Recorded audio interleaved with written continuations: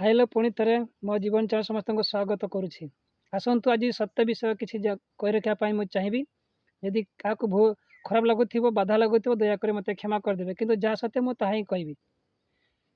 କେଉଁମାନେ ଖ୍ରୀଷ୍ଟ ଧର୍ମକୁ ବିରୋଧ କରନ୍ତି, ଖ୍ରୀଷ୍ଟମାନଙ୍କ ଉପରେ ଅନ୍ୟାୟ ଅତ୍ୟାଚାର କରିଥାନ୍ତି, ମିଛ ଆରୋପ ଲଗାଇଥାନ୍ତି, ଆସନ୍ତୁ ଜାଣିବା।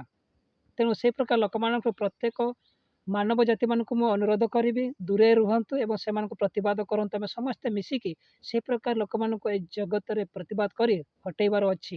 ନହେଲେ ସମସ୍ତଙ୍କ ପ୍ରତ୍ୟେକ ମାନବ ଜୀବନ ନଷ୍ଟ ହୋଇଯାଇପାରେ। ତ ଆସନ୍ତୁ ଜାଣିବା, ଯେଉଁମାନେ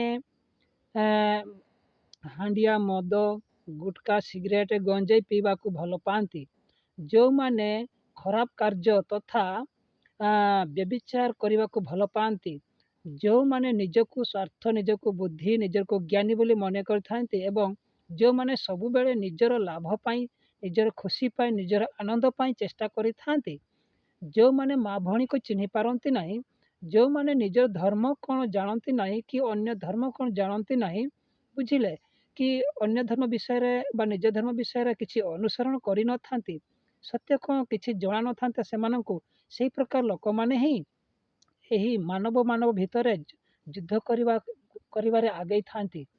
ଲୋକମାନଙ୍କୁ ଉସ୍କାଇଥାନ୍ତି ଯେ ଲଢ଼େଇ କିପରି କରି ଧର୍ମ ଭିତରେ ଜାତି ଭେଦ କିପରି ସୃଷ୍ଟି ହେବ, ଆଉ ସେମାନଙ୍କୁ ସେଇଠୁ ଯେପରି ଲାଭ ପାଇପାରିବେ, ସେମାନଙ୍କ ପାଇଁ ଯେମିତି ଖୁସି ଆନନ୍ଦ ଆସିପାରିବ, ସେଇଥିପାଇଁ ସେମାନେ ସେ ପ୍ରକାର କାର୍ଯ୍ୟ କରିଥାନ୍ତି।